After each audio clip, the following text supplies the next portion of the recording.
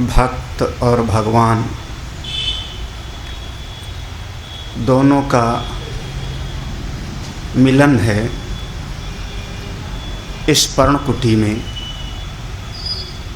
घास फूस की बनी हुई झोपड़ी, पत्तों का बना हुआ झोपड़ी, और भक्त और भगवान के बीच में जो सेतु बने हैं वो मतंग ऋषि बने हैं। सेतु का काम होता है दो किनारों को जोड़ देना। एक किनारा इधर है, दूसरा किनारा उधर है, बीच में अथाह जल है।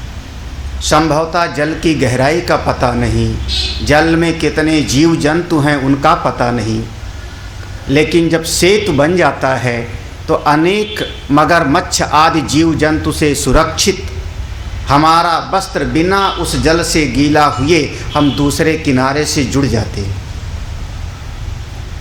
ऐसे ही जब कोई संत की कृपा पा लेता है तो ये भवसागर का जो जल है, भवसागर रूपी जो नदी है, एक तरफ हम जीव हैं, दूसरी तरफ परमात्मा हैं, दोनों के बीच में गुरु सेतु बन जाते हैं और जीव को ईश्वर से मिला देते हैं, ये भवसागर के तमाम भंवर से बचाते हुए।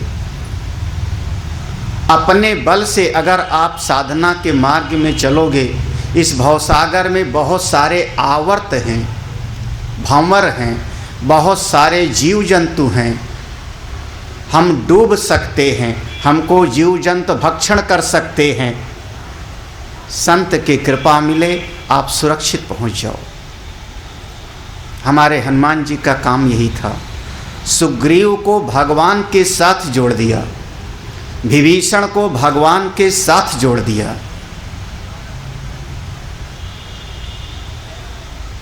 और देखा जाए तो महर्षि वाल्मीकि और हमारी सीता माँ लवकुश को भी हनुमान जी ही जोड़ने वाले बने भगवान से, चाहे भले अपने आप को बंधाना भी क्यों न पड़े।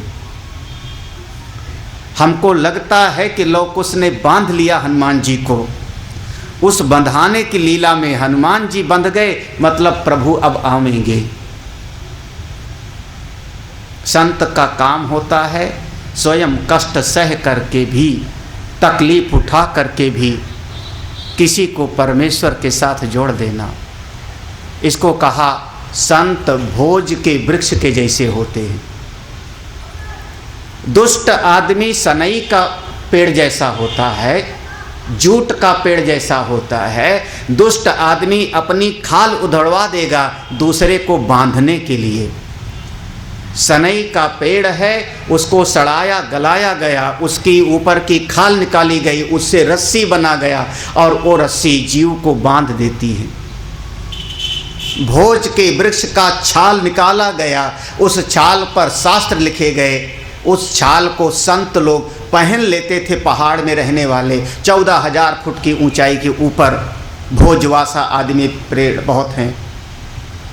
गर्म होता है, हमारी सर्दी से बचाव करता है, हमारे जीवन की रक्षा करता है। संत का यह स्वभाव है। भक्त भगवान दोनों सामने हैं। अब इसमें यहाँ पर जब भक्त और भगवान हैं तो दो है यहाँ पर कि एक हैं, क्योंकि रामचरितमानस में लिखा जानत तुम्हें तुम्हें होई जाई, सोई जानई जहि देहु जनाई, जानत तुम्हें तुम्हें होई जाई। जो आपको जान लेता है, जो आपका अनुभव कर लेता है, वो आप ही हो जाते हो। ज्ञानी तू आत्मयु में मतम। यहाँ पर अब दो हैं कि एक हैं, इस बात पर तो श्रुति भगवती आके प्रेम से घोषणा करने लगती हैं। ध्वा सुपर्णा सयुजा सखाया समानं वृक्षं परिशस्वजाते, तयोरन्या पिप्लं स्वादवती, अनस्नन् अन्यो चा अभिचाकशीति। दो पक्षी हैं, दो पक्षी एक साथ पैदा हुए, जुड़े हुए भी हैं। हमेशा के परम मित्र हैं, लेकिन एक पक्षी उस अपने परम स्वरूप को भूल करके पेड़ का फल खाने लगा तो सुखी दुखी होने लगा। दूसरा तो अपनी महिमा में विराजमान है। एक नज़र से देखो तो दो पक्षी हैं, लेकिन तत्वतः विचार करोगे तो दो नहीं है, बल्कि वहां पर एक ही है। वही एक चैतन्य जब बहिर्मुखता की तरफ चला गया तो जीवत्व की संज्ञा बन गई, जब वह अंतर्मुखता में आ गया तो वह ईश्वरत्व की संज्ञा में आ गया, और जब जीवत्व और ईश्वरत्व की उपाधि को छोड़ा तो शुद्ध स्वरूप में स्थित हो गया। यहाँ कहने के लिए अब हम कह सकते हैं भक्त अलग हैं, भगवान अलग हैं, लेकिन मेरी नज़र में तो दोनों एक हैं, अलग है ही नहीं। इसलिए इस प्रसंग के आगे सबरी का कोई जीवन चरित्र नहीं समाप्त हो जाता है। इस प्रसंग के बाद में तब तक सबरी का जीवन चरित्र है जब तक भगवान सामने नहीं आए। भगवान सामने आते हैं उसके बाद अब जीवन के धारण का कोई प्रयोजन नहीं रहा, प्रयोजन की सिद्धि हो गई। चाहे भगवत प्राप्ति कह लो, चाहे सच्चिदानंद का अनुभव कह लो, मोक्ष की प्राप्ति कह लो, लेकिन इसके बाद जीवन का प्रयोजन समाप्त हो जाता है। दूसरी बात समझना, दूसरी बात इस प्रसंग में बहुत गहराई से समझना, सबरी ने भगवान के किस रूप की उपासना किया है, संभवतः आप ढूंढोगे तो आपको कहीं लिखा हुआ मिलेगा नहीं। भगवान के जो उपास्य रूप हैं उनके अलग अलग संतों ने साधना के अनुसार, साधक की मनोभावना के अनुसार बताया। अब किसी को थोड़ा सा लीला करने वाले अच्छे लगते हैं तो कन्हई की उपासना करो, किसी को मर्यादा में रहने वाले अच्छे लगते हैं तो राम जी की उपासना करो, किसी को लगता है नहीं कि हम तो अपने परमात्मा को छोटा बना करके अपने पास रखे, मेरा हृदय का प्रगाढ़ प्रेम वात्सल्य भाव से उनके साथ जुड़े, तो आप भगवान के बाल रूप की उपासना करो। किसी को लगता है नहीं नहीं बाल रूप हमको नहीं पसंद आते, तो कोई बात नहीं, आप कन्हई का जो गोवर्धन रूप है, मेरे तो गिरधर गोपाल, उनकी उपासना करो। भगवान की उपासना के लिए अनेक अनेक उनके रूप का वर्णन किया गया, लेकिन सबरी ने भगवान के किस रूप की उपासना किया इसका निरूपण फिलहाल हमको नहीं पता। थोड़ा गहराई से समझना इस प्रसंग में। इष्ट देव कौन है सबरी के?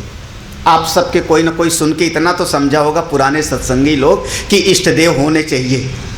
हमारे इष्ट देव हनुमान जी हैं, हमारे इष्ट देव भगवान राम जी हैं, हमारे इष्ट देव भगवान शिव जी हैं। वर्णन नहीं है कौन इष्ट देव। यहाँ बार बार आएगा प्रभु आए, प्रभु आए। हाँ, कौन प्रभु आए हैं? हाँ, अब चूंकि भगवान राम जी की कथा है तो कह लो राम जी आए हैं। हाँ, लेकिन वर्णन में आएगा प्रभु आए, प्रभु आए। लेकिन लगातार भगवान का स्वरूप कैसा है? सारसिज लोचन बाहु विशाला, जटा मुकुट सिर उर बनमाला। ए भगवान के स्वरूप का वर्णन किया। इस रूप में भगवान है। उपास्य का स्वरूप अलग अलग हो सकता है। दूसरी बात, एक एक विषय को आप अलग अलग समझे जाओ। सबरी ने कौन से मंत्र का जाप किया ढूंढना। हम सबको किसी न किसी मंत्र का पता है। गायत्री मंत्र है, महामृत्युंजय मंत्र है, हमारे गुरु जी ने हमको कोई मंत्र की दीक्षा दिया, वो मंत्र है। भगवान नारायण का मंत्र है, कन्हई का मंत्र है, हनुमान जी का मंत्र है, राम जी का मंत्र है। हम कोई न कोई मंत्र का जाप करते हैं। 9 प्रकार की भक्ति में एक भक्ति आवेगा कि मंत्र का जाप करने में दृढ़ पूर्वक लग जाओ। सबरी ने कौन से मंत्र का जाप किया? बड़ा नहीं ढूंढना आप लोग एक प्रसंग में, वाल्मीकि रामायण में ढूंढना, आप अध्यात्म रामायण में ढूंढना, और रामायण है, रामायण शतकोटि अपारा ढूंढो, नहीं वर्णन है। मतलब क्या हुआ कि आज जो हम भजन कर रहे हैं आज हम जो जाप कर रहे हैं वो केवल पुनरावृत्ति है, अभ्यास है। किसी अभ्यास का नाम, किसी दोहरौनी का नाम भजन नहीं होता। एक किसी मंत्र का लगातार आप आवृत्ति करते रहो, उसका पुनरावृत्ति करते रहो, इसका नाम भजन नहीं होता, इसका नाम भक्ति नहीं होती। जो हम आजकल ज़्यादातर यही कर रहे हैं, और यही कारण हुआ कि कहना पड़ा संत को कि माला तो कर में फिरे, जीव फिरे मुखमाई, मनवा तो चहुदिस फिरे, यह तो सुमिरन न। फिर कहा कर का मन का डार दे, मन का फिर। तो आज हमारे भीतर जो समझ है कि मैं माला जप रहा हूँ, एक मंत्र की आवृत्ति कर रहा हूँ, एक नाम की पुनरावृत्ति कर रहा हूँ, ये अच्छा है, इसका खंडन नहीं है, बढ़िया है, कुछ नहीं से बहुत अच्छा है, लेकिन इसका नाम असली भजन नहीं है, इसका नाम असली भक्ति नहीं है। वास्तविक भजन तो है कि हमारे चित्त वृत्ति में प्रेमास्पद वृत्ति हो जाए, हमारे चित्त के भीतर, हमारी मनोवृत्ति के भीतर एक रसात्मक वृत्ति पैदा हो जाए, अपने प्रीतम की याद करके मन प्रेमाकुल हो जाए, मन भाव विह्वल हो जाए, उसकी चर्चा करके अच्छा लगता है, उसकी चर्चा सुन के अच्छा लगता है, आपके चित्र में प्रेमास्पद वृत्ति पैदा हो गई, तो दोहराने की जरूरत नहीं। कोई आदमी अपने बेटे का दोहराता नहीं बार बार, मेरा पुत्र है, मेरा पुत्र है, मेरा पुत्र है, दोहराए कभी? कोई आदमी अपनी आंख कान अपने देह को दोहराता नहीं, मैं शरीर हूँ, मैं शरीर हूँ, मैं शरीर हूँ, मैं शरीर हूँ, दोहराए कभी आप? लेकिन आज हमारा अपने शरीर से प्रेमास्पद वृत्ति है। अगर मेरे शरीर के किसी भी अंग को कोई बुरा कहेगा तो मैं लड़ने के लिए तैयार, क्योंकि हमारा अपने शरीर से एक एक अंग से प्रियतम वृत्ति हो गई, जिससे प्रेम हो जाता है, उसका कोई दोहराता नहीं। हाँ, आज हम भगवान से कहते हैं भगवान का भजन कर, क्या भजन कर रहे हो? ओम नमः शिवाय, ओम नमः शिवाय, ओम नमः शिवाय, ये फोन उठा ले, ओम नमः शिवाय, ओम नमः शिवाय, ये दूध ले ले, ओम नमः शिवाय, ओम नमः शिवाय। आजकल एक नई मुसीबत है, एक नई मुसीबत है। हाँ, दो मोबाइल सामने रख लिया, ओम नमः शिवाय, ओम नमः शिवाय, व्हाट्सएप पर कौन सा मैसेज आया खोल के देख लिया, ओम नमः शिवाय, ओम नमः शिवाय, ना किसका आया? इसका नाम भजन नहीं, क्योंकि आपकी चित्तवृत्ति में, आपके मन में उस भजन में प्रियतम वृत्ति नहीं है, आपका प्रेम कहीं और पर है, क्रियात्मक आप जीवन जी रहे हो। किसी क्रिया का नाम भजन नहीं है, किसी क्रिया का नाम भक्ति नहीं है। भक्ति तो हृदय के भाव के जुड़ जाने का नाम, मन जुड़ जाए, प्रेम में मन प्रधान होता है, प्रेम में महाराज मन की बात है। हजार कोई बात करे वो अलग बात है। हाँ, हमारी अपनी पत्नी से पटी कि नहीं पटी, 50 साल से मैं देखूं कि ना देखूं, लेकिन हमारी पत्नी महाराज हमको इस कुर्सी पर बिठाने के लिए व्रत करती, कहती है हम जब तक बनेगा नहीं तब तक हम चावल नहीं खाऊंगी, पैदल यात्रा करूंगी। मतलब जिंदगी में जिस पति का कोई सुख नहीं मिला, जिसने पत्नी शायद माना भी ना हो, लेकिन वो पत्नी का चित्त कितना जुड़ा है कि जीवन पर्यंत उसने दूसरा विवाह नहीं किया, नौकरी करके उसने अपना जीवन जिया, और आज के समय में उसका मन का प्रेम सोचना कितना हृदय से जुड़ा है। मैं उसको लाख लाख प्रणाम करता हूँ, उसके चित्त वृत्ति को, कि आज जो व्रत रख रही है, आज जो यात्रा कर रही है। क्या समझ रहे हो यार? अपने मन को समझो, उस वृत्ति का नाम है मेरा, वो है भजन। सामने है भी नहीं, वो आशा भी नहीं है कि हो जाएगा तो हमको कुछ करेगा। प्रेम की वृत्ति, प्रियतम वृत्ति, प्रेमास्पद। मुझको नहीं चाहिए कन्हैया से कुछ, मुझको नहीं चाहिए कुछ राम से भी कुछ। मेरे हृदय का प्यार है, मेरे हृदय का अपनापन है, मैं कन्हैया से प्रेम करता हूँ। नारायण, अरे महाराज आप उस भाव में जाओ। हमारी शबरी ने कुछ मांगा नहीं था भगवान से, हमारे हनुमान जी ने कुछ मांगा नहीं, कुछ नहीं मांगा, हाँ, आज हम लोग बस मांगने के पीछे पड़े हुए हैं। हाँ, किसी, ध्यान रखना मेरा कहने का मतलब, किसी अभ्यास का नाम, पुनरावृत्ति का नाम भजन नहीं है। भजन है हमारे हृदय में किसी की याद करके एक आनंद की लहर उठे, हृदय गदगद हो जाए, तब वेद भगवान कहेंगे रसो वैसा, रसो वैसा, वो रस स्वरूप है, उसकी याद आवे और हृदय गदगद ना होवे। क्या भजन, सभी का हृदय का प्रेम समझो। उस प्रेम के भाव में प्रेम लपेटे अटपटे ना, वहां पर प्रक्रिया उलट पुलट गई। कल हम लोगों ने जो विषय विचार किया याद रखना, वहां प्रक्रिया आगे पीछे हो गई। कर्मकांड की प्रक्रिया आगे पीछे हो गई। कर्मकांड की विधि है, कोई आवे तो पहले आसन दो, बाद में चरण धो, और यहाँ प्रक्रिया उलट पुलट गई। जैसे कल हमको कहा, बताया स्वामी जी केवट ने भी खड़े खड़े पांव धोया था। हमने कहा हाँ बात तो सही है, क्योंकि केवट ने बिठाया नहीं। केवट राम रजाय सुपावा पान कठौता, केवट ने भी खड़े खड़े धोया है, तो शायद मेरी सबरी माँ ने भी खड़े खड़े ही पांव धोया है। बाद में होश आया बैठो बैठो, आप भगवान को सुंदर आसन पर बिठाया। अब जो कुछ उसके पास था यथा सामर्थ्य। हाँ, एक बात और मैं यहीं पर, रामचरितमानस को आप गहराई से समझना।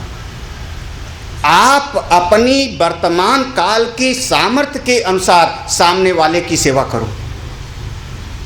बहुत ज़्यादा प्रदर्शन करने का भाव होवेगा, आप दुखी हो जाओगे, और अपनी सामर्थ्य से बहुत हीन भाव में जा करके आप करोगे, वह आदरणीय नहीं होगा, वो सम्माननीय नहीं होगा, वो फिर आपका सेवा नहीं मानी जाएगी। दोनों बात समझिए। विश्वामित्र,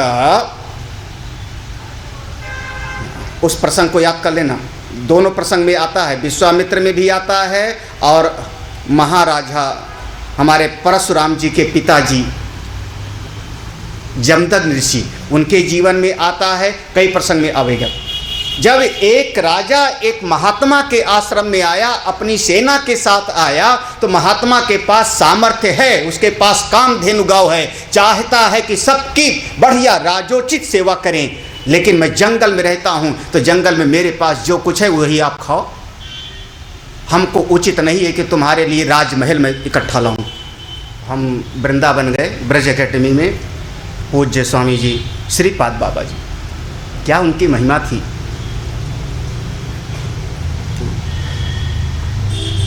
हमारे यहाँ उत्तर प्रदेश के गवर्नर एक गए उनसे मिलने के लिए बिना अपॉइंटमेंट के, वृंदावन में ब्रज एकेडमी। जब वो पहुँचे, उनके सारे लोग मथुरा के पूरा का पूरा दौड़े कि आ रहे हैं आ रहे हैं आ रहे हैं। उनको आजा के बताया, बाबा वो आ रहे हैं गवर्नर साहब। बाबा ने कहा ठीक है, हम आ रहे हैं भैया, उनका प्रदेश है, मना कैसे करें। तो और पीछे के दरवाजे से निकल गए बाबा जी, पीछे के दरवाजे से निकल गए, दूर बहुत दूर बस पे बैठे चले गए अकेले। और फिर वहाँ से फ़ोन किया कृष्णा जी को, जो सेविका थी, और रेड्डी गया कि बैठा है अभी कोई था ऐसे, हाँ, गया कि बैठा है, ऐसे महापुरुष। उनके यहाँ पर हम रुके, भगवान की ऐसे कृपा, बड़ा प्यार उनका। ऐसे बाहर बैठे थे, बोरा बिछाए, बोरा होता है, बोरा बिछाए थे, उसी पर खुद बैठे थे। हमको बोला बैठो बैठो ब्रह्मचारी, बैठ गए। आधे घंटे बात हुई, जो कुछ है, भोजन वोजन करके सो गए। रात के 11:30 बजे 12 बजे के लगभग दरवाज़ा खटखटाया किसी। हम उठ के खोले, भैया नई जगह पे क्या हुआ? बोले बाबा जी बुला रहे हैं। दिसंबर का महीना था, बाबा जी बुला रहे हैं, अब क्या, कौन मना करे, इतने महापुरुष, ऐसे महापुरुष। मैं गया उनके पास, तो बाहर अशोक का पेड़ लगा है, ब्रज, अभी भी अशोक का पेड़ है, अब तो बाबा जी का शरीर ब्रह्मलीन हो गया। अशोक के पेड़ के नीचे बोरा डाले बैठे थे, सामने जो है अलाव जल रहा था, उसमें आलू भून रहे थे। उनका ब्रह्मचारी, हमने सोचा मैं आलू खा रहा हूँ, तुम भी खाओ,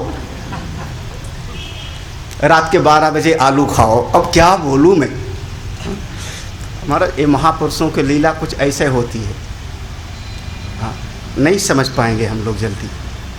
कोई दिखावा नहीं। मेरे पास जैसी सामर्थ्य है उसी के अनुरूप आप स्वागत करो ना, उसके अनुरूप। दिखावा क्यों करते हो?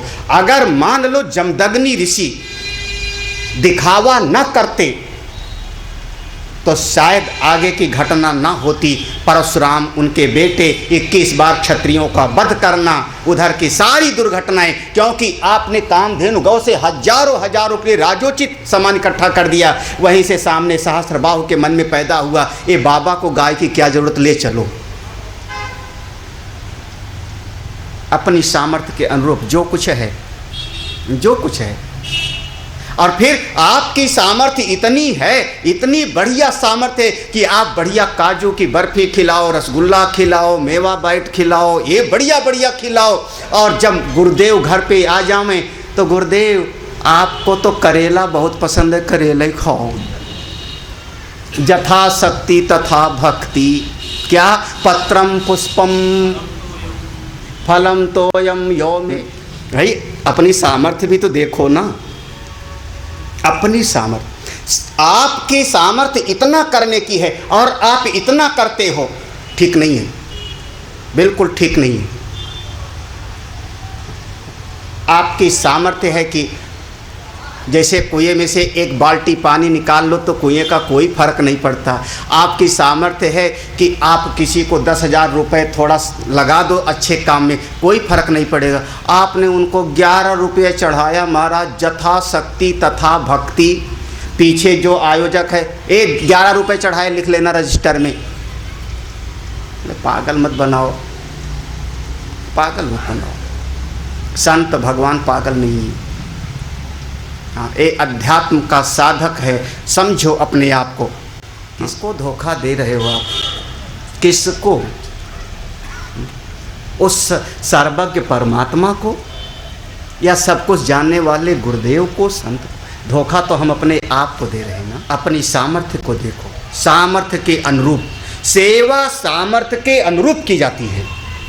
इस बात पर बिल्कुल बिल्कुल सहमत रहना। अपनी सामर्थ्य के अनुरूप सेवा करोगे, वो सेवा से अंतःकरण शुद्ध हो गएगा। ये नहीं कि इतना सामर्थ्य है, इतना कर दिया तो आप कहते हैं बस मैंने बड़ा का जग जीत लिया। या दिखावा आपने किया, आपकी लड़की की शादी हो रही, सामर्थ्य मेरी इतनी है, उसी सामर्थ्य के अनुरूप आप लड़का ढूंढो। 10,000 में भी शादी होती है, 50,000 में भी शादी होती है, 50 लाख भी कम है। दोनों की सामर्थ्य है। आप घर गिरवी रख दिया, जमीन गिरवी रख दिया, कर्जा लेकर के आपने, अब नाक का सवाल है, बाद में जब मुसीबत होगी तो झेलोगे तो आप ही, तब गुरुजी और महात्मा लोग क्या करेंगे? क्यों प्रदर्शन करने गए आप? दोनों बातें हैं। सेवा हमेशा सामर्थ्य के अनुरूप करो। अपनी सामर्थ्य को पैसे समझते हो, पैसे ये मत समझना दे। और सही कहूँ, सामर्थ्य कितनी है आपकी बताऊं? वैसे फक्कड़ महात्मा की भाषा अलग होती है। एक फक्कड़ महात्मा गुदड़ी वाले थे, कोई भगत आया, 2 रुपया चढ़ाया उनका, आज के 15 साल पुरानी बात है। 2 रुपया चढ़ाया, उनका उठा ले जा ले जा। ऐसा उसने कहा महाराज यथा शक्ति तथा भक्ति। मैं नहीं कह रहा हूँ, वो फक्कड़ महात्मा बोले। उनका मूर्ख, यथा शक्ति तथा भक्ति बेवकूफ़ बनाता है। तेरे बेटे की टांग टूट जाए तो कितना खर्चा करेगा? टांग टूट जाए, फ्रैक्चर हो जाए, कितना खर्चा करेगा? ये तेरी शक्ति है, 2 रुपये चढ़ाता है। वो फक्कड़ महात्मा है। मैं इतना नहीं कह रहा हूँ, मैं दूसरी भाषा कह रहा हूँ। आपकी शक्ति है कि आप अपने बेटे के एडमिशन में कितना खर्चा कर सकते हो, हिसाब लगा लेना। आपका एक लड़का है, इकलौता लड़का, और उस लड़के का एडमिशन होना है। उस एडमिशन में जो है मैनेजमेंट ने कुछ मांगा, कितना आप खर्चा कर सकते हो, वो आपकी शक्ति। सरकारी स्कूल में भी बच्चे पढ़ते हैं बहुत सारा हमारे हिंदुस्तान में। आप कितना खर्चा कर सकते हो, आपकी शक्ति। हाँ, जितना मैं कम से कम कह सकता हूँ, जितना आप अपने बच्चे के एडमिशन में खर्चा करोगे, उतना सत्यनारायण की कथा सुनने के बाद में पंडित जी को दान नहीं करोगे आप। आप फिर चाहते हो प्रभु हमारा सब पूरा कर देना। यथा शक्ति तथा भक्ति, इसका गलत अर्थ मत लो अपने जीवन में। यथाशक्ति माने अपनी सामर्थ्य के अनुरूप अध्यात्म के मार्ग पर, आप त्याग के मार्ग पर चलो। आपकी सामर्थ्य इतनी, सबरी की सामर्थ्य इतनी है कि मैं कंद मूल फल खिला सकती हूँ, तो इसने कोई 56 भोग नहीं खिलाया है। चाहती एक क्षण संकल्प करती, मैं सबरी की इस बात से सहमत, जो इतनी सेवा करेगी, जो इतनी साधना भजन करेगी, अगर उसके मन में एक क्षण संकल्प आ जाए कि मेरे प्रभु सम्राट थे, राजकुमार हैं, इनको राजोचित भोजन कराएं, तो राजोचित भोजन आ सकता था। जो करिहो इच्छा मन माही, हरि प्रसाद कछु दुर्लभ नाही। भक्त जो मन में भाव ला ले वो बिल्कुल सामने पूरा होता है। लेकिन एक बार भी मन में नहीं आया, नहीं इनको हलवा पूड़ी नहीं खिलाना, मेरे पास कंदमूल फल है जो मैंने प्रेम से इकट्ठा ला किया है, कंदमूल फल लाकर प्रभु के सामने रख दिया। ये तो समझो, आप इतना तो विचार करो। कंदमूल फल लाया, वो मेरे पास है, जो मेरे पास है मैं हाजिर हूं। इस दृष्टि में जाओ, सामर्थ्य को समझो, अपनी सामर्थ्य के अनुसार। ना हमको प्रदर्शन करना है और ना हमको कृपणता में जाना है। बहुत ज़्यादा कृपण बनोगे फिर आप भगवान के भक्त नहीं हो, अध्यात्म मार्ग के पथिक नहीं हो। कृपण आदमी कभी परमात्मा को नहीं पा सकता। बाइबिल का जो शब्द है बड़ा कड़वा है, लेकिन कहने में संकोच नहीं। बाइबिल का शब्द है कि सुई के छेद से ऊंट गुजर सकता है, लेकिन धन का अभिमान करने वाला धनवान अभिमानी व्यक्ति वो परमात्मा के राज्य में कभी प्रवेश नहीं करेगा। क्यों? क्योंकि वो त्याग करने के लिए तैयार ही नहीं। अभिमान मत करो, है प्रभु का दिया हुआ है, नारायण आपने दिया, आपकी सेवा में हाजिर। कितनी अच्छी बात, उस भाव के साथ जाओ।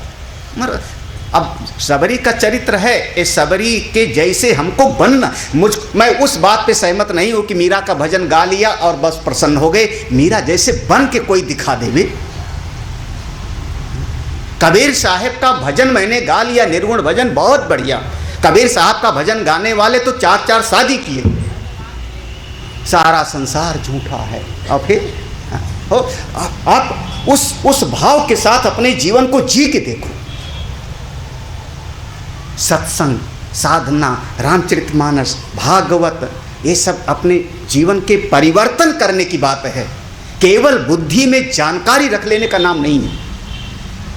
हम बुद्धि में थोड़ा और जानकारी, आप बुद्धि में बहुत सारे शास्त्र की जानकारी रख लो तो आपका तो बुद्धि कंप्यूटर की हार्ड डिस्क हो गई। इस समय तो 10 टीबी की हार्ड डिस्क मिलती है, इतनी बड़ी सी। हमने देखा अभी 10 टेराबाइट की हार्ड डिस्क, इतनी बड़ी सी, जो कंप्यूटर हमारे पास में। इस बुद्धि को हमने केवल हार्ड डिस्क बनाया, इसमें केवल जानकारी रख ली। उस जानकारी के अनुसार थोड़ा जी के तो देखो ना, आनंद आ जाए। प्रभु सब समझदार हो, सब बुद्धिमान हो, थोड़े हिमा सब कहाँ बुझाई, थोड़े नहीं समझो, सामर्थ्य के अनुरूप। अब उसके बाद कभी भूल के अपने भीतर अभिमान मत लाओ। अरे प्रभु मैंने इतना आपका भजन किया, इतना आपके लिए किया, और आप हमारा ध्यान ही नहीं रखते हो। कभी भगवान से शिकायत हुई आप लोगों की? हुई है ना? भगवान से शिकायत नहीं हुई? अरे भगवान समझते ही नहीं आजकल, भगवान हमारा ख्याल ही नहीं रखते। जरा बरसात हो जाए भगवान भी आजकल पगलाए हुए हैं। हाँ आप लोग, क्या बात है भाई, जरा सी बात नहीं। मतलब इसका मतलब आप कहते हो कि भगवान आपकी बुद्धि के अनुसार सृष्टि को चलावे। आप अपने घर को तो चला नहीं पा रहे हो, अपने 4 परिवार बच्चों को, 4 परिवार के भाई बहनों को तो आप चला नहीं पा रहे हो, और आप चाहते हो पूरी सृष्टि को चलावें। भगवान तो आपसे सलाह लेके, यही तो चाह रहे हो। अपनी अकल पर ज़्यादा अहंकार मत करो। ये बुद्धि का जो अकल है ना जाने कब गड़बड़ हो जाए। भक्ति के मार्ग में बहुत बड़ी साधना है, आत्मनिक्षेप कार्पण्य, भीतर दीनता का भाव। कम से कम इस बात को आप सब सुने हुए हो कि फलदार वृक्ष झुक जाता है। एक से एक महान पुरुषों का भगवान की करुणा से, गुरुदेव की कृपा से दर्शन करने का सौभाग्य मिला। पूज्य स्वामी वामदेव जी महाराज, पूज्य स्वामी निश्चलानंद जी महाराज, ऐसे विद्यानंद जी महाराज, दिव्यानंद जी महाराज, एक से एक महापुरुषों का सानिध्य मिला। इस हमारे ऋषिकेश में अभी हैं पूज्य स्वामी दयानंद जी महाराज, नाम है उनका दयानंद। हाँ, इतना हृदय उनका। ऐसे एक से एक महान पुरुषों को आप देखोगे, उनको बाहर से देख के लगेगा नहीं कि इतने बड़े विद्वान हैं, इतने बड़े साधन संपन्न हैं। ट्रेन में आपको दिखाई पड़ जाए, डब्बे में, आपको लगेगा ही नहीं कि कितने विद्वान हैं। कितनी विनम्रता होती है। और जहाँ पर थोड़ा बहुत ज्ञान हो गया, जरा सा सुना लिया महाराज, फिर थोड़ा थोथा चना, वो वाला अहंकार खाए के लिए किस बात का। हे प्रभु, मैं क्या जाना, अभी मैंने कुछ समझा कहाँ है, अभी कहाँ कुछ समझा, अभी तो समझने का प्रयास कर रहा हूँ। अभी मैंने भजन क्या किया, अभी तो मैंने कुछ किया ही नहीं। आप लोग भजन किए ना, सवेरे बड़े आकार के बताने, स्वामी जी आज 11 माला जाप करके आया हूँ। अच्छा, कितनी बढ़िया बात है, 11 माला। पीठ ठोकने के लिए भले कह दूं, दिल में आता है 11 माला के जाप का अहंकार तो ले आए ना, बड़ा भारी हो गया खाए के लिए। अरे महाराज आज मैंने 50 लोगों को भोजन कर, अरे इतनी सी बात का अभिमान। ये क्यों नहीं सोचते भगवान ने हमको सामर्थ्यवान बनाया, भगवान की करुणा से आज 50 लोगों ने मेरा भोजन स्वीकार किया, उनकी करुणा थी। भगवान ने मेरी बुद्धि में सामर्थ्य थी, हाथ में सामर्थ्य दी, तो मैंने 5 माला का जाप किया। न सामर्थ्य देते नारायण तो जरा सा कुछ करने का अभिमान मत लाओ।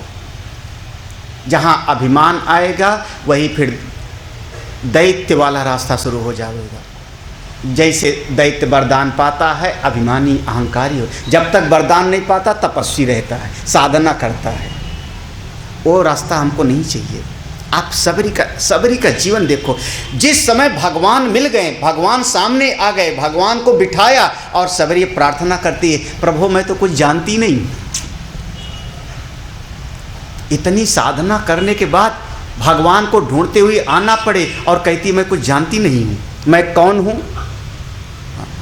हमारे लिए महान पूज्य हैं, लेकिन सबरी अपने आप को कहती, आप मत कहना सबरी के लिए, घोर पाप हो जाएगा। किसी संत के लिए ऐसे शब्द प्रयोग करना घोर पाप होगा। ये हमारे 64 अपराध हैं भक्ति के मार्ग में, बहुत बड़ा अपराध हो जाएगा। आप किसी संत के लिए ऐसा शब्द प्रयोग करोगे तो अपने लिए करो ना, ये अपने लिए है। अपने मन को देखता हूँ, अपनी अकल को देखता हूँ, अपने जीवन को देखता हूँ, तब कैसे हूँ। तो सबरी कहती है।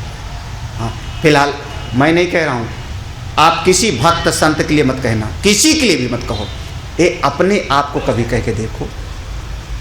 कहती क्या है, पानी जोरी आगे भई ठाड़ी, प्रभु ही बिलो की प्रीति अति बाढ़ी, केहि विधि असुतति करऊं तुम्हारी, अधम जाति मैं जड़ मति भारी, अधम ते अधम अधम यति नारी, 3 माह मैं मति मांडय धारी, कह रघुपति सुनु भामिनी बाता, मानऊ एक भगति करी नाता, जाति पाति कुल धर्म बढ़ाई, धन बल परिजन गुण चतुराई, भगत हीन नर सोहई कैसा, बिनु जल बारिद देखिय जैसा। हाथ जोड़ के भगवान के सामने खड़ी हुई, भगवान को देख करके हृदय गदगद हुआ। मुझको एक बात यहाँ पर बहुत याद आता है बार बार, इस प्रसंग में भगवान बिल्कुल भी रोए नहीं हैं। भगवान रोते हुए ढूंढ रहे थे ना, हे हिरन तू बता दे, पेड़ तू बता दे, हे पशु पक्षी तू बता दे, मेरी सीता कहाँ खो गई है। वो प्रसंग याद आया, खोजते रहे थे। जब सबरी के आश्रम में पहुँचे हैं तो बिल्कुल सारा प्रसंग हो गया। तो आखिर में भगवान पूछेंगे मेरी सीता के मिलने का तरीका बताओ, कहीं जानती हो तो तुम बताओ। इतने आखिर में पूछेंगे। बीच में भगवान ना रोए हैं ना दुखी हुए हैं। संत के सामने जा कर के, और अगर भीतर मन व्यथित रहे तो समझना कि अभी संत के पास आपका हृदय नहीं गया है। शरीर भले चला जावे, शरीर के जाने का नाम संत का मिलन नहीं होता, दिल से दिल के मिलने का नाम होता है। जब हृदय मिल जावे तो मन की सारी व्यथा चली जाती है। जिस आनंद में, जिस सच्चिदानंद में संत विराजमान हैं, उनके पास बैठ करके मैं दुखी कैसे हूँ? भगवान दुखी नहीं है यहाँ प्रसन्न। प्रभु को देख करके हृदय में गदगद हो गए। अब भगवान उस समय प्रसन्न मुद्रा में बैठे होंगे, आनंदित मुद्रा में बैठे होंगे। जब कभी कभी किसी का चेहरा देख करके मन दुखी हो जाता है। परमानेंट दुखी प्राणी आते हैं कभी कभी आश्रम में, परमानेंट दुखी, क्योंकि कोई ना कोई समस्या तैयार उनके लिए। वहाँ से समस्या, वहाँ से समस्या, परिवार से समस्या, यहाँ से समस्या, घर से समस्या, समस्याओं का पुलिंदा। जैसे वो सड़क पर दिखाई पड़ते हैं, दरवाजे के पास से अंदर आते हुए मैं देखता हूँ, चेहरा बना लेना पड़ता है, आया समस्या की जन्म है। अगर आपके चेहरे को देख करके कोई आनंदित नहीं हो सकता तो क्या साधना किया यार? हा? आपके भीतर परमात्मा है, आप सच्चिदानंद स्वरूप हो, अपनी महिमा में रहो। संसार में उठापटक होती रहती है, लोग मिलते रहते हैं, लोग बिछुड़ते रहते हैं, परिस्थितियां अनुकूल होती है, प्रतिकूल होती है। कभी जीवन में थोड़ा बीमारी आवेगी, कभी स्वस्थता आवेगी। इससे भीतर की प्रसन्नता में कोई बाधा ना पड़े। भक्त कभी प्रेम में बावला भले हो जावे, लेकिन दुखी नहीं होता भक्त। भिक्षा मिली तो भी नारायण की कृपा, नहीं मिली तो आज एकादशी की कृपा है। उस भाव में भगवान को देख के हृदय गदगद हो गया। कभी कभी किसी संत के पास बैठ करके मन ऐसा लगता है थोड़ी देर और बैठें, और बैठें। होता है। पूज्यपाद स्वामी अखंडानंद महाराज ऐसे महापुरुष।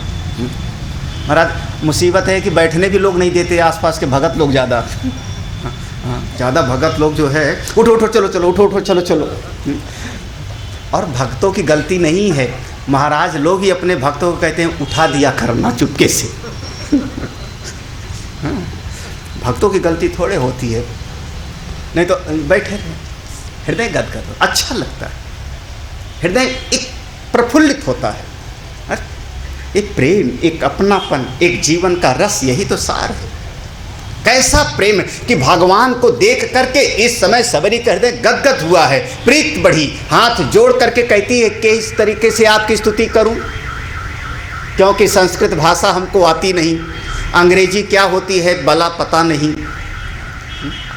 कई बार तो अब क्या कहूँ, घर में भी सत्संग की बात होगी, भजन की बात भी होगी, तो भी उसमें 10-15 शब्द अंग्रेजी का तो आ नहीं है। मैं कैसे आपकी स्तुति करूं, हमको संस्कृत आती नहीं। मैं गांव की हूं, भील कोल जात की हूं, शबर जात की हूं। मैंने कभी स्कूल में जाके पढ़ाई नहीं किया। स्कूल हिंदी है कि अंग्रेजी?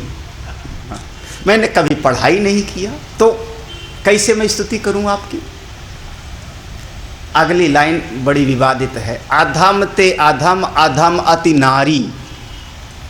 मैं नहीं कह रहा हूं, भगवान राम ने नहीं कहा है, भगवान राम ने नहीं कहा है, मैं भी नहीं कह रहा हूं, ये बेचारे भी नहीं कह रहे हैं। कौन कह रहा है? कहा कौन? किसने कहा? तो अपने बगल वाले से लड़ लेना और हमसे मत लड़ना। अधम ते अधम अधम अति नारी, तीनमा मैं मति मंद। उसमें भी हमारी मति बहुत कमजोर है। ये दीनता का भाव है, ये अहंकार शून्य का भाव है। जो प्रभु को अपने पास आकर्षित कर ले, जिसको ढूंढते ढूंढते भगवान को आना पड़े, वो कोई छोटा नहीं है, वो कोई साधारण नहीं है, लेकिन के हृदय के भीतर में कोई अभिमान है ही नहीं। मैंने तो कोई साधना नहीं किया, कोई जप नहीं किया, पूजा नहीं किया, फिर प्रभु ने दर्शन दिया। जब आप अपने आप को श्रेष्ठ समझोगे, मैं कुछ हूं, चुपके से अभिमान आ जाएगा। आप कुछ हो, आप सुंदर हो, अभिमान आ जाएगा। आप बलवान हो, अभिमान आ जाएगा। आप वरदान पाए हो, अभिमान आ जाएगा। आपके पास संपत्ति है, उसको आपने समझा, अभिमान आ जाएगा। आपके पास परिवार बहुत बड़ा है, उसको अपना समझा, अभिमान आ जाएगा। ये अभिमान बस दरवाज़ा देखते रहता है। तुम किसी चीज़ को अपना मानो, मैं आने के लिए तैयार हूँ। अरे कुछ नहीं तो अपने बालों का अभिमान होता है। जिस चीज को आप बहुत अच्छा समझोगे, उसी चीज का अभिमान हो जाएगा। जिस चीज को अच्छा समझोगे, आपका चेहरा बहुत सुंदर है, अभिमान हो जाएगा। बल ज्यादा है, अभिमान हो जाएगा। हाँ, धन है, अभिमान हो जाएगा। वस्तु है, अभिमान हो जाएगा। बाल बच्चे बढ़िया हैं, अभिमान। जिस चीज को आप थोड़ा श्रेष्ठ समझने लगोगे, उसी का अभिमान हो जाएगा। अपनी देह को आपने अच्छा समझना, अभिमान हो गया। और अभिमान से बचने का तरीका है, ये हाड़ मांस के शरीर को कैसे अपना श्रेष्ठ समझूं, जिसमें सात सात चीज़ें मिल करके ये शरीर बना है। जरा सा चमड़ी का एक खोल लगा दिया भगवान ने, अगर वो चमड़ी का खोल हटा दिया जाए, हमारा देखने लायक न रहे। अधम थे अधम।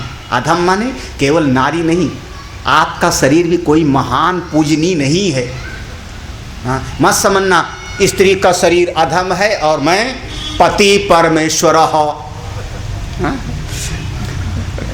ना, बिल्कुल नहीं। भजन करो, भक्ति करो, साधना करो तो श्रेष्ठ हो। कम से कम मेरी नज़र में मन की श्रेष्ठता है, शरीर की नहीं। केवल मात्र लौकिक जगत के संबंध की श्रेष्ठता नहीं है। आप साधना संपन्न हो कि नहीं, आपके भीतर संध्या बंदन करते हो, आप यज्ञोपवीत पहनते हो, गायत्री मंत्र का जाप करते हो, आप सवेरे सूर्य देवता को एक लोटा जल चढ़ाते हो, आपके घर में कोई शास्त्र है, गीता आदि स्वाध्याय करते हो, तब आपके कर्म से श्रेष्ठ होंगे। अगर कर्म अच्छे नहीं तो कैसे? शरीर तो केवल हाड़ मांस, इसमें रक्त है, मांस है, मेद है, मज्जा है, यही तो 7 चीज़ों से मिलकर शरीर बना। इसको क्या है यार श्रेष्ठ समझो आप। हाड़ जले जो लाकड़ी, केस जले जो घास। मत करो इस पर अभिमान, शरीर पर कोई मत करो। जितना जरूरी है व्यवहार करो। इस सबरी के भक्ति के मार्ग पे चलना है। तुम्हारा अपने शरीर का बहुत ज़्यादा सजाना संवारना नहीं। जो शरीर को बहुत ज़्यादा सजाता संवारता है, उसकी बुद्धि देहात्म बुद्धि हो जाती है, और जब देहात्म बुद्धि हो गई तो भगवत बुद्धि फिर नहीं पैदा हो सकती। पूज्यपाद परम श्रद्धेय स्वामी दयानंद जी एक राजा के यहाँ पहुँचे। उस समय में राजा ने बड़े स्वागत के साथ में इस दासियों को बुलाया, कठौता लेकर के परात लेके आए पाँव धोने के लिए। उनके जब स्वामी दयानंद जी के पाँव धोने लगे तो उनके पाँव में बिवाई फटी हुई थी, मोटी मोटी बिवाई। बिवाई समझते होंगे? हाँ, स्वामी दयानंद जी के मोटे पाँव। और राजा ने कहा, महात्मन आपके पाँव में तो बहुत बिवाई फटी हुई है, मोटी मोटी। स्वामी दयानंद ने कहा, देखो मैं उन्हीं के शब्द दोहरा रहा हूँ, अब मेरा शब्द नहीं, अपने आप को मैं बिड्ढा कर रहा हूँ, उन्हीं के शब्द। स्वामी दयानंद ने कहा, राजन ऐसा लगता है तुमने हमेशा वेश्याओं का पाँव धोया होगा, महात्माओं का पाँव कभी धोया नहीं होगा। अगर महात्माओं का पाँव धोए होते तो पता होता कि महात्माओं का पाँव ऐसे ही होता है। याद कर लो, भगवान श्री कृष्ण ने जब सुदामा का पाँव धोया था तो कैसा था? पानी परात को हाथ छुयो नहीं, नैनन को जल सो धोए। पाँव में कांटे चुभे थे और भगवान उनके पाँव के कांटे निकालते हैं। माने संत शरीर को सजाते नहीं। जितना जरूरी है भोजन करा दिया, जितना जरूरी है तेल लगा लेते। अब ये मत समझना कि कल मैं जटा फैला के आ जाऊंगा। कंघी कर लूँगा, तेल लगा लूँगा, लेकिन अनावश्यक देहात्म बुद्धि मत पालो। आजकल महाराज हे भगवान ना जाने कौन कौन सा क्रीम फुलील लगाते हैं। इतना जितना शरीर का स्वागत सत्कार करते हो इतना भगवान का करो तो नारायण दरवाजे पे आ जाओ। अधम ते अधम मेरा कहने का एकमात्र है कि अगर सबरी ऐसा कहती है तो समस्त देह को कह रही है, किसी जाति विशेष को नहीं। सारे देह बिल्कुल ऐसे ही हैं, शरीर बिल्कुल ऐसे ही है, हड्डी मांस चमड़ा का। मैं कैसी स्तुति करूं? भगवान कहते कहा रघुपति सुन भामिनी बात। भगवान ने कहा हे सुंदरी सुनो, हे सुंदरी मेरी बात सुनो। क्या बात है, लगता है भगवान को सुंदरता की परिभाषा पता नहीं थी। हाँ, सुंदरता की परिभाषा, एक परिभाषा ऐसी करो जो सर्वदेश सर्वकाल में लागू होवे सुंदरता की। बाल कौन से सुंदर होते हैं? जो पूरी दाढ़ी रखते हैं वो, कि जो दाढ़ी मोछ सफ़ेद रखते हैं वो पूरा सफ़ाचट, या केवल मूछ रखते हैं दाढ़ी सफ़ाचट वो, या पूरा का पूरा मूछ साफ दाढ़ी रखते हैं वो सुंदर, या जो यहाँ दाढ़ी के यहाँ पर कुछ रख लेते हैं। आजकल वो कि जो केवल हमारे BL पांडे जैसा बीच में रख, अब आजकल नहीं है शायद फ्रेंच कट वो, हाँ ध्यान भी नहीं। हाँ, सुंदर कान में बाली पहनती हैं, एक बाली पहने तो सुंदर, कि दो बाली पहने तो सुंदर, कि तीन पहने तो सुंदर। कौन ज़्यादा सुंदर होगा, एक दो कि तीनों? झुमका जो पहनती हैं वो सुंदर, कि झुमके में एक रस्सी लगा के कान में लपेटे वो सुंदर। कौन होती सुंदर? कौन कौन होता है? सुंदरता की परिभाषा करो। सर्वदेश कुछ है इस दुनिया में, कभी भी कुछ होवेगा सब हमारे शास्त्र में लिखा हुआ है। पहले कहाँ कहाँ आप ढूंढो, सबसे पहले हाथ मिलाया किसने इस जगत में? हाथ मिलाने की परंपरा को प्रारंभ किसने किया? भगवान नारायण ने ब्रह्मा जी से सबसे पहले हाथ मिलाया है। जब ब्रह्मा जी ने कमल के फूल पे तपस्या किया, भगवान दर्शन दिए, तो भगवान ने ब्रह्मा जी को हाथ लेकर के सहलाया है। हाथ मिलाने का प्रारंभ कहाँ से हुआ? वहाँ से। यहाँ से लेके मैं शुरू करूँगा पूरा का पूरा। आप मत कहना अंग्रेजों से आया, मेरे शास्त्र में लिखा है, भागवत में पढ़ लेना। आगे कहाँ तक बताऊं मैं? तो कान में बाली पहनने का भी प्रारंभ कहाँ पर हुआ? भागवत में लिखा है कि हमारे दाऊ भैया बलराम जी एक कान में बाली पहनते थे। सब चीज का अपने शास्त्रों में। सुंदर कौन है? एक परिभाषा करो जो हमेशा लागू हो।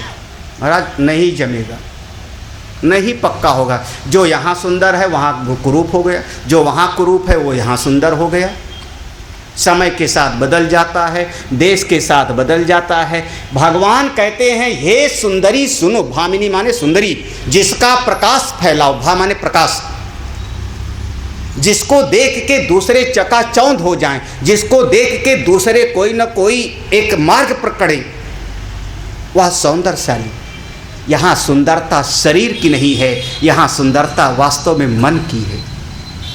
सबरी का शरीर तो वृद्ध है, कमर झुकी है, आँख से दूर तक दिखाई नहीं पड़ रहा है, और जब शरीर वृद्ध हो जाता है तो चमड़ी भी हमारी लटक जाती है थोड़ी थोड़ी।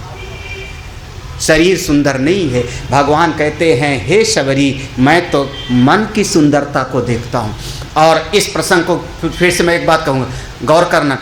पूरे इस प्रसंग में भगवान ने सबरी के लिए 3 बार भामिनी शब्द प्रयोग किया है।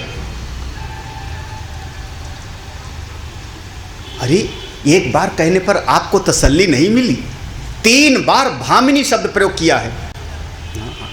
3 बार भगवान ने भामिनी शब्द प्रयोग किया है पूरे इस सबरी जी के प्रसंग में।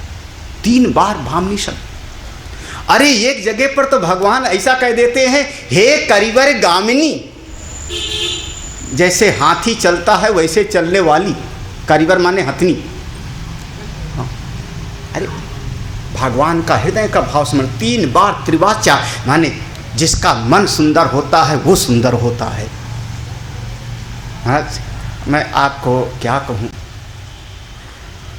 अभी अभी हम किसी लड़के को डांट के आए हैं, अभी भी ताज़ी घटना है। एक लड़का लड़की को देखने गया तो क्या देखोगे आप? देह तो देखोगे, शरीर ही तो देखोगे। लड़की लड़के के शरीर को देखेगी, लड़का लड़के के शरीर को देखेगा। ज़्यादा ज़्यादा पूछ लेगा कितना पढ़ी है, खाना बनाना आता है कि नहीं आता। डिग्री से कोई विद्वान हो जाता है क्या? क्या देखोगे आप, क्या देखोगे आप? हमारे पुराने ज़माने में माता पिता तय कराते हैं, लड़की को देख लिया, लड़की को देख लिया, लड़के को देख लिया, शादी हो जाती थी। कितने सारे लोग बैठे होंगे शादी के बाद देखा होगा अपनी पत्नी को, पति को, शादी के बाद। हमारा पूरा जीवन बढ़िया बीत गया, अच्छी तरह से बीत गया। जो मिल गई, जो प्रारब्ध में था, सुंदर था तो, कुरूप था तो, काला था तो, नाटा था तो, मोटा, जो ऐसा मिल गया। क्या गलत कह रहा हूँ क्या? आज के 50 साल पहले डाइवोर्स शब्द जो है बिरला कहीं सुनाई पड़ता था, बिरला। और अब लड़का लड़की देखे, डेटिंग वेटिंग सब हो गया और बस साल भर शादी के हो गए और उसके बाद डाइवोर्स के पेपर तैयार करो। नहीं पट्टी, क्यों? शरीर से नहीं जिंदगी चलती।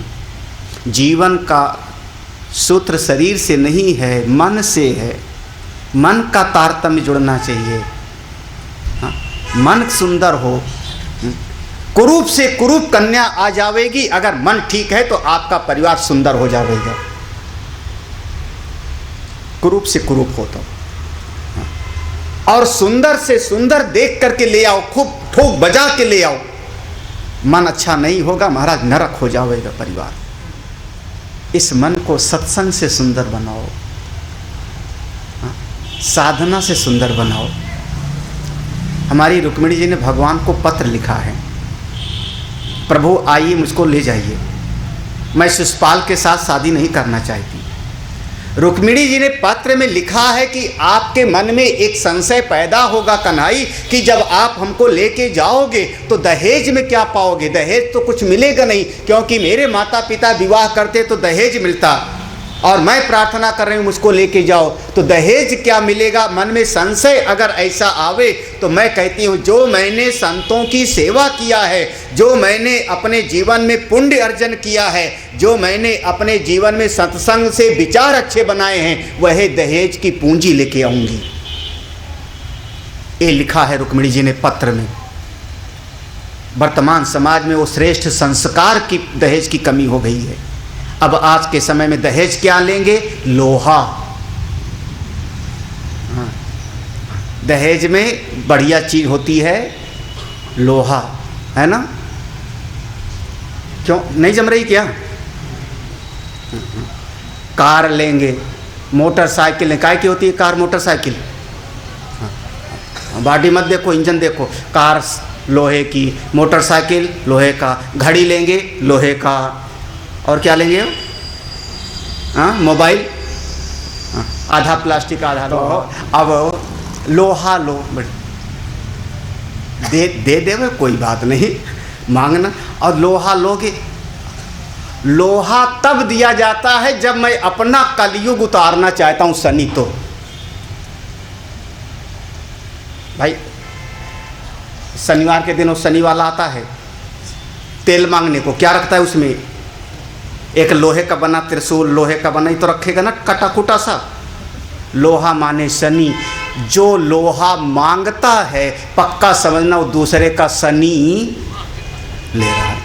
7.5 ढैया सब ले रहे हो। फिर कहोगे मेरा परिवार सुखी नहीं है। ऐसे सुखी होगा? हाँ? दे दे में तो ले लो, बात अलग है। हाँ? लेकिन थोड़ा हम लोगों का भी परसेंट निकाल दिया करो। अपने आप को श्रेष्ठ समझो ही मत। मैं सबसे गया गुजरा हूँ, मैं जैसा हूँ वैसा हूँ, मैं जैसा मत अभिमान करो। माँ कुरु धन जन यौवन गर्भम हरति निमेषा। वहाँ नहीं मिलेगा रामायण में, ये संस्कृत में है। मा कुरु धन जन यौवन गर्भम हरति निमेषात् काला सर्वम मायामयमिदमखिलं बुद्ध। सब का सब क्षणिक है, बहुत क्षणिक है। अभिमान मत करो किसी चीज़ का, अपनी बुद्धि की अकल का अभिमान मत करो, शरीर का मत करो, जैसा हूँ। इसलिए बहुत ज़्यादा देह केंद्रित जीवन मत बनाओ, शरीर केंद्रित जीवन। मेरे पूरे जीवन का केंद्र शरीर ना होए, मेरे जीवन के केंद्र में प्रभु हो, मैं परमात्मा हूँ। शरीर एक साधन है, ठीक है, इसको नहलाया धुलाया सजाया खिलाया, खत्म। हे सुंदरी सुनो, मतलब 3 बार भगवान ने कहा, इसलिए मेरा यहाँ पर दिल अटका है, 3 बार कहा। फिर भगवान कहते हैं सबरी कुछ गिनाया है, गिनना, इस पर हम कल चर्चा करते हैं। जो जो इन चीज़ों को पकड़ के रखता है वो मुझसे दूर हो जाता है।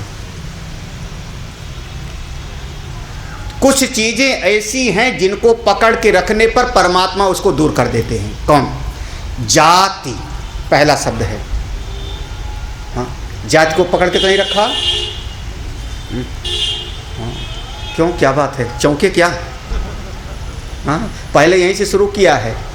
हाँ, नहीं, मैं तो पंडित जी को ही वोट दूंगा, मैं तो फला मेरा अपनी जाति वाला है उसी को वोट दूंगा। इसका मतलब तुम अपनी जाति तो पहले पकड़ के बैठे हो ना, तभी तो आपने कहा वो मेरी जाति का है, वो मेरी जाति का है, क्योंकि तुम जाति को पकड़ के बैठे हो। और जो जाति को पकड़ के बैठा है, भगवान कहते हैं वो मेरा अपना नहीं है, क्योंकि तुमने शरीर किसी घर में पैदा हुआ होगा, किसी घर में पैदा हुआ, ब्राह्मण क्षत्रिय वैश्य, कहीं पर भक्त नहीं है। गिन लेना आप, हम कल से चर्चा करते हैं इस पर थोड़ा। जाति पहली चीज, पकड़ के तो नहीं रखा ना। दूसरा पाती, पाती नहीं समझ में आएगी। पाती माने पहली पंगत में खाऊंगा। हमारे महात्माओं में होता है, जहाँ पर संत सम्मेलन होता है तो भैया हम लोग, मैं अपने आप को दूसरी लाइन में बिठाता हूँ, पीछे की लाइन में। जहाँ भी 15-20 हमारे हरिद्वार वगैरह में होते हैं तो मैं पीछे की लाइन में बैठ जाता हूँ, क्योंकि आगे की पंगत में अगर मैं बैठ जाऊँ तो कोई बड़ा महात्मा आएगा, मंडलेश्वर वगैरह जो बड़े आए, तो जगह नहीं है, तो फिर हमको कहेंगे महाराज आप उठो, तो उनको कहना ना पड़े उसके पहले मैं पीछे चला जाता हूँ। फिर वो कोई पकड़ के लागता, मैं पीछे ही हूँ भाई। तो कहा जाता है अगली पंक्ति के महात्मा, अगली पंक्ति के भगत, अगली पंक्ति के सेवक, अगली पंक्ति में भोजन करने। हाँ, और बड़ा अभिमान होता है, पहली पंगत में खाने वाला हूँ, पुराने ज़माने में होता था, उसका भी अभिमान होता है, मत करना। अरे पहली पंगत आप समझ लो, जरा सी बात कह रहा हूँ आप समझ लेंगे। पहली पंगत माने, पाती माने लाइन तोड़ के वोट देने वाली। सब खास बनना चाहते हो, सब खास बनना, VIP सब बनना चाहते हो। पाती अगली पंक्ति। दूसरा, हाँ, मैं कुल, अरे अपने कुल का बड़ा अभिमान होता है। ओ महाराज क्या कहना, आपको पता है मेरे घर पे जवाहरलाल नेहरू आए थे, खाना खाए थे यहीं पे, और खाए होंगे, तुमको क्या मिला? माने महाराज मैं उस कुल को लगे रहूं, उसका भी अभिमान होता। हाँ, ये जिसको कुल का अभिमान है वो भगवान से दूर है। ये सब भगवान से दूरी के कारण है। जिसको पंगत आगे आने का, अपने आप के बहुत खास बनने का जो अभिमान है वो दूर कर देता है, जात का अभिमान दूर कर देता है, कुल का अभिमान, अपने धर्म का अभिमान भी दूर कर देता है। वाह, इस पर थोड़ा मुझको और कल खोलना पड़ेगा। धर्म माने यहाँ हिंदू आदि नहीं, मैंने देखा, मैंने ये अपना कर्तव्य अच्छी तरह से किया, अरे जो मैंने अपनी माँ की सेवा किया, दुनिया में और क्या उन करेगा। इसका नाम हो गया अपने धर्म का अभिमान। बड़ाई, कोई प्रशंसा करता है उसे, धन बाल परिजन। आपको क्या पता, मेरे 5 बेटे हैं, 5, एक दादी जी थी, आँख में डॉक्टर ने कहा मोतियाबिंद हो गया, ऑपरेशन करवा, ऑपरेशन ना ना, बुढ़ापे में ऑपरेशन नहीं करवाऊंगी। ऑपरेशन के नाम से कुछ लोग डरते हैं। दिखाई नहीं पड़ेगा माई। उन्होंने कहा मुझको क्या करना है देख करके? डॉक्टर तुझको पता है मेरे 5 बेटे, 5 बउए, 5 पोते, मेरे 15 बच्चे परिवार में हैं, 30 आंखें हैं, मैं 30 आंखों से 2 आंख ना सही, 2 आंख का क्या करना? लो भैया, परिवार का बड़ा अभिमान। संयोग की बात, एक दिन घर में लग गई आग। दादी अम्मा लेटी थी कमरे में, घर में आग लगी। जब आग लगी तो 30 के 30 आंखें बाहर। महाराज जब आग लगे तो अपने पर पड़े तो कौन जो है आदमी। दादी माँ का फिर 2 आंख ठीक थी नहीं, काम आया नहीं, फिर चिता की ज़रूरत पड़ी नहीं, वही बन गया। भैया वो बाहर चाहे जितनी आँखें हो कोई काम नहीं आता। काम अपनी आँख आती है, अपना ज्ञान काम आता है। नहीं नहीं, मेरा पतिदेव सत्संग में जाता है, मैं उन्हीं का पाँव पकड़ के पार हो जाऊंगी। हाँ, मेरी पत्नी जाती है, तेरा पाँव पकड़ के उद्धार हो जाएगा। होंगे कोई ना कोई। हाँ, हाँ, जो दोनों आते हैं बहुत अच्छा। लेकिन कोई नहीं, अपनी नज़र काम आवेगी। परिजन का ज़्यादा अभिमान मत करो। अच्छा, धन बल पर गुण, अरे आपको क्या पता मेरे भीतर कितने गुण है? आपको पता है महाराज? कितने गुण है? अरे मैं खाना बना लेता हूँ, गाड़ी चला लेता हूँ, कपड़े सी लेता हूँ। हाँ, और क्या? हाँ, जो कहो सो कर लेता हूँ। इससे अभिमान होगा। चतुराई, क्या बढ़िया, कोई कोई चतुर ऐसे होते हैं। एक गिन लेना कितने हैं, हमको याद नहीं कितने हैं ये, गिन लिया लोगों ने। जो लोग रामायण लेके बैठो तो भगवान कहते हे सुंदरी, हे शबरी, ये 10 चीज़ें मुझ परमात्मा से जीव को दूर करती हैं। जब ये 10 चीज़ों का अभिमान हो जाएगा, इन 10 में से 2-4 का भी अभिमान हो जाएगा, तो मुझ परमात्मा से दूर हो जाएगा। ऐसा व्यक्ति वैसे ही लगता है जैसे बादल दिखाई पड़े और बरसात होवे ना। वो बादल मन को प्रसन्न नहीं करते। तो धन बहुत है, बल बहुत है, परिवार बहुत है, लेकिन हृदय प्रसन्न होता नहीं, बिना भक्ति के, बिना मुझसे प्रेम के।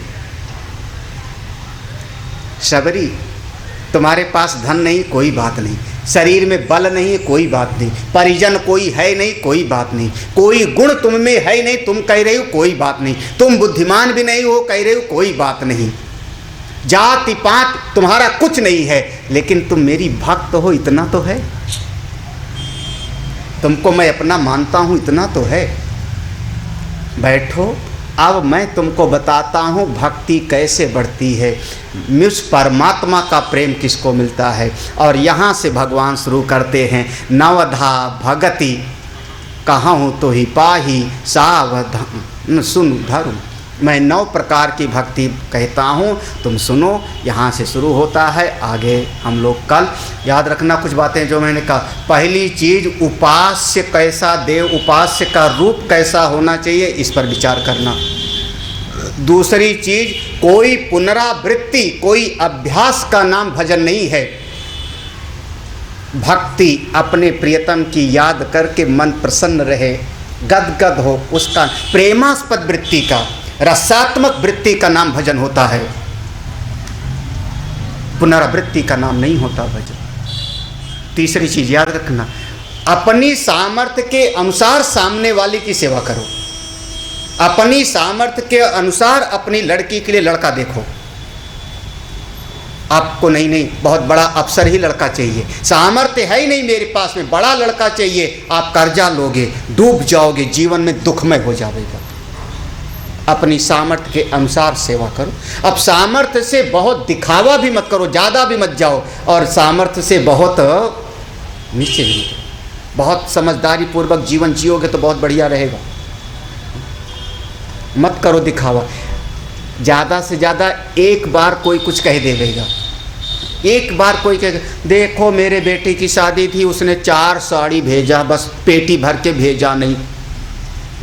इतने का सहन, हमेशा के लिए समस्या से छुट्टी हो जाओ।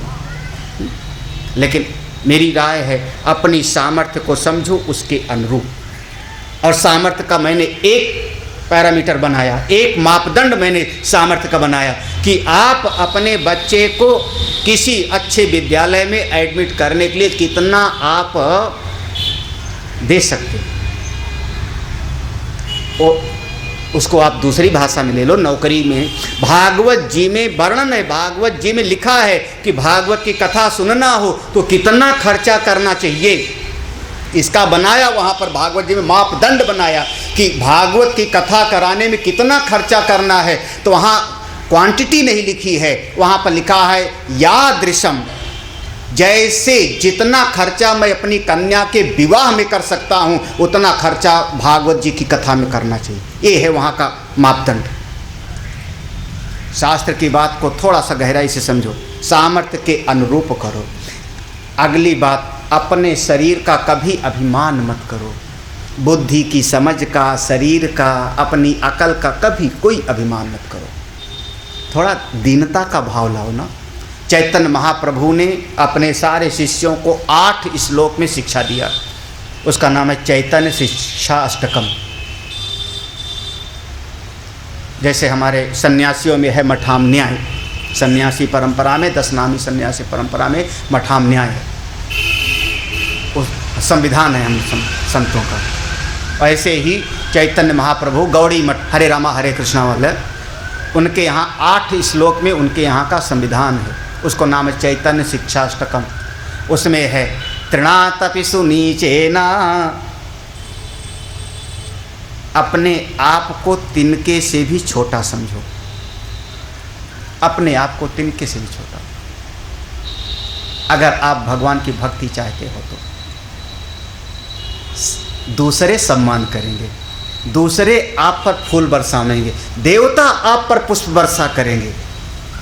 आप खुद अपने आप की अहंकार से पीठ मत ठोको। आपके गौरव को, आपकी महिमा को, आपके गुण को दूसरे प्रशंसा करें, अपने शरीर का नहीं। ये हमारी सबरी माँ के शिष्य लो तो।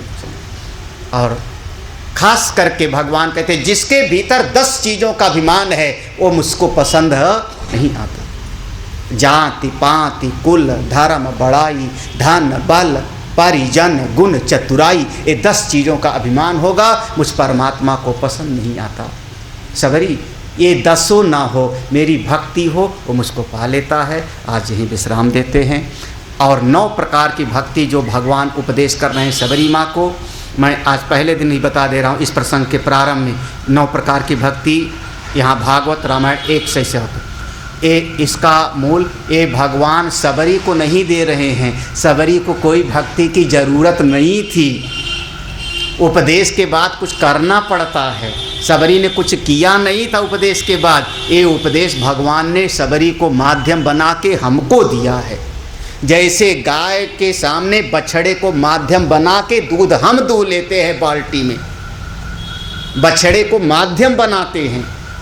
बछड़ा नहीं आवेगा तो गाय के थन में दूध नहीं आवेगा, तो माध्यम बना के हम दूध ले लेते हैं। ऐसे भगवान ने सबरी के माध्यम से उपदेश हम लोगों को दिया है। सबरी को कोई उपदेश की ज़रूरत नहीं थी। तो हम लोग, हमारे लिए क्या है, हम लोग 9 प्रकार की भक्ति के थोड़ा रहस्य को समझेंगे। सब लोग पढ़े हुए हो, रामायण पाठ करते हो, थोड़ा गहराई में जाके समझो। बोले सच्चिदानंद।